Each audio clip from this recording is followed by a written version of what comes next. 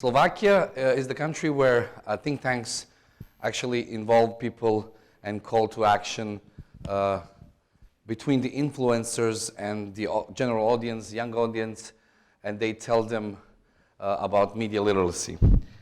Katarina Klingova, Senior Research Fellow at Strategic Communication Program Globsec, Slovakia, will be talking about how they involve YouTubers, right, and influencers in media literacy campaign and other campaign by her think tank. So the floor is yours.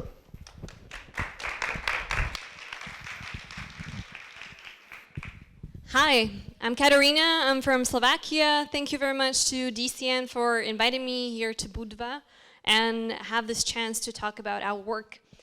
Heads up, I'm not Taylor or Alex, so I'm just a lame researcher. We don't have 44 millions or billions of reach on social media, so the numbers are going to be much more smaller. We're just a 5 million country. And I'm just a researcher whose Instagram is very, very lame. Okay. I'm a researcher. I work for Globsec. It's a think tank in Slovakia, and we started to monitor disinformation dating back in 2015. After the annexation of Crimea, we saw that lots of disinformation was being spread in our country, in region of Central Europe, in the region of Central Europe, we, as a pro-European, pro-Atlantic think tank, we saw that this is not true. There are no nukes in Slovakia. There's no forced immigration being conducted in European Union. So we try to debunk this disinformation, and we started to think of how to explain these things in a way that people would understand it. However, I'm just a researcher, and I don't think that we have such a good-looking soldier. We don't have Lasse Matberg, who's a Norwegian officer, and now he is known as Mr. NATO, who is now explaining what NATO does. So when we started to debunk this information about NATO, we started to create animated videos about why is NATO important, what does NATO stand for, and why people should invest into army. But how do you compete with animated videos with propaganda that is done and it looks like video games? How do you compete with videos where Putin is riding on a bear, So we start to think out that we need to use credible voices. I'm a researcher, and there are lots of disinformation being spread about researchers and people who debunk things. Me and my organization and people who work in this field, they're all often labeled as agents of Soros, agents of CIA. There are lots of propaganda that is being spread about us, our work. They're saying that we are ourselves propagandists. So we started to look for influencers who have the ability to explain things in a very simple lingo to the target audience. And since we have our own huge conference, we started, this is not working. Okay, we started with experts. So we did this series of videos with experts where they asked them 3 simple questions: how to tackle disinformation, why is disinformation a threat, and what's the most ridiculous disinformation that you ever heard of. That was Yannis Sards. He's the director of NATO Stratcom COE.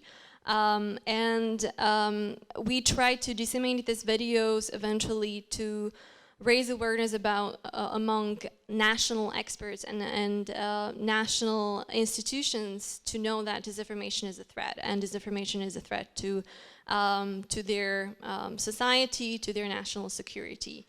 Then we tried to target general public, and our approach was to start cooperating with a stand-up comedian and one of the Slovak bloggers. His name is Jan Gordulic. He's like a John Oliver, and he has a weekly show called Hard Week with Jan Gordulic. So we started to contribute to his content, and he created this Hoax of the Week section on his show. But eventually, we started to think of, that the young people are the ones that are still building up their opinions, building up their decisions.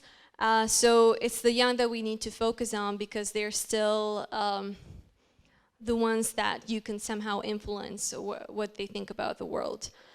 So we tried and we approached two Slovak YouTubers. One of them was Exploited, and another one was Selassie. And we created a campaign with them. The campaign lasted a week. It was basically a dispute between them that was based on information that was easily debunked. It started as Insta stories and eventually developed into YouTube videos. The campaign became the trending topic in Slovakia. I know it's not much, but it's a 5 million country, so we were like, yay! It somehow spilled over to Czech Republic. The post on Instagram had over 4 million reach, and it received a huge media coverage. So let's watch it. We have a bit of a short video. Can you play it? Please play it. Thank you.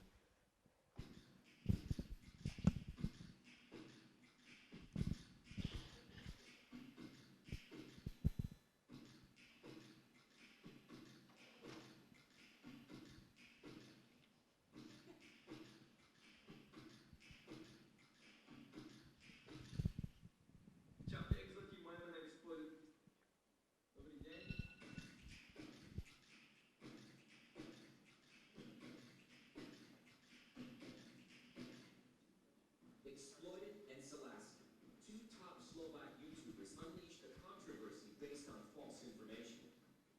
Pán Selassie na streame hovorí, že počuť stane sa do streamovania. Lážo, prosím, môže byť s nami v tom videu? Tak si povedal, že chce do videa slona. They showed what a single piece of unverified information can do.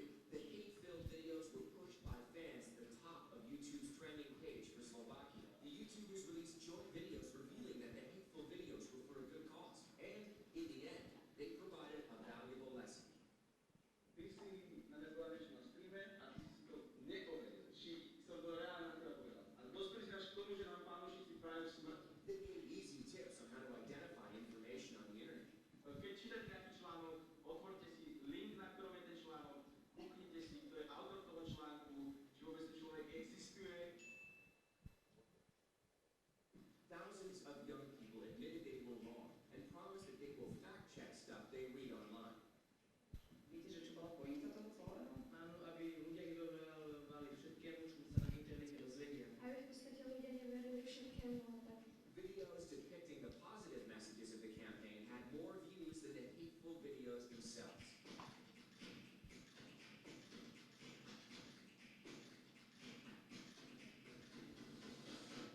Will you fact-check it? So that was our campaign from 2017, and yes, the guys started to get death threats within 2 days because their fan base really split into the fans of Star Wars and fans of Star Trek, or the people who really love Twilight. It was either Team Edward or Team Jacob. But last year we did another interesting campaign, and we tried to fight hoaxes with music. And we approached one of the Slovak rappers called Matizin and created a track for us. And he called upon his supporters to eventually submitted videos, and from those videos, official video to that song was created. What you're going to hear is actually the song. The video, it doesn't have any kind of explanation. It's the words are going to be in Slovak, but I'll go into explain. So let's play it. So we wanted to create a positive campaign that was not based on dispute, and that didn't really disseminate any disinformation before. So we tried to make fun of disinformation and wanted to engage the people themselves to be able to contribute to the campaign in a positive way. So we approached this. So we decided to fight disinformation with music because music is universal. So we approached Matis, this rapper who created a track called David. David, he lives in his own information bubble and he doesn't check his information, and because of that, he is a troll. And these are the submissions of the people. But it was fantastic. The campaign reached a lot of influencers who joined in, and you can see them over here, who saw the cause and contributed on their social media to raise more awareness about this campaign.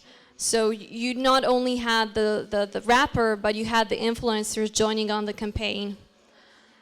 We had a huge media coverage, both on TV but in print.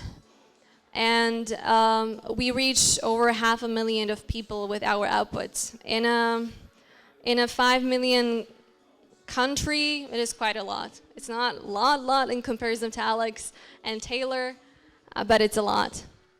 And then we had a workshop for young people where we launched a campaign. And we realized that fighting hoaxes makes sense, and a lot of people eventually will support you because the influencers see the cause in it. So we had, for example, one of the top Slovak YouTubers, that's the picture on the right top, eventually having a whole video dedicated to hoaxes, which only that video had almost 200,000 views. And similar campaigns we try to replicate in other countries. In Montenegro, actually, there was this group called Strajk Mozga. I don't know whether I pronounced that correctly, but they created 2 songs about disinformation, and they played it at the concert in Kotor. Then in Serbia, 2 influencers named Dusan and Dusan, they did these interviews with young people and asked them what kind of disinformation they're fond of or they encountered recently, and they made fun of it. So from our experience, we learned that you need to think out of the box when you do this kind of things and try to raise awareness and build campaigns. You need to work with professionals, you need to know your data. That's why we did focus group discussions with young people in countries before we eventually did the campaigns in those countries, in order to know what kind of information and how information is being consumed by the young people. Yeah, and you need to look for the right voices, right influencers in order to spread the message. Thank you very much for the attention. That's everything for me.